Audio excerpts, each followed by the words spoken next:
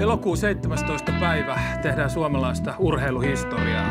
Tuolloin Olli Mäki kohtaa amerikkalaisen Davey Moore, hallitsevan höyhensarjan maailmanmestari.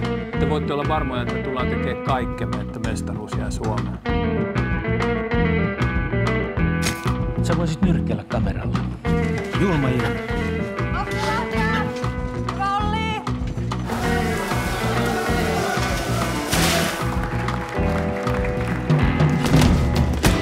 Olla ihan rehellinen. Totta kai, mullehan sun pitää nimenomaan olla rehellinen. Tiedätkö, musta tuntuu, että mä luulen, että mä oon rakastunut. Joo, terve. Aha.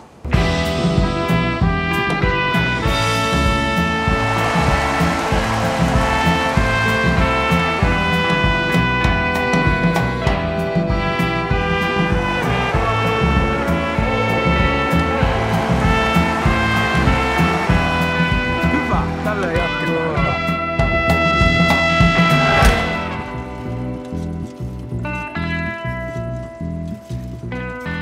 Kai sä ymmärrät, tää paskin hetki rakastua. Joo. Nyt sä kasaat itses. Joo, hei, kiitos paljon. Moi.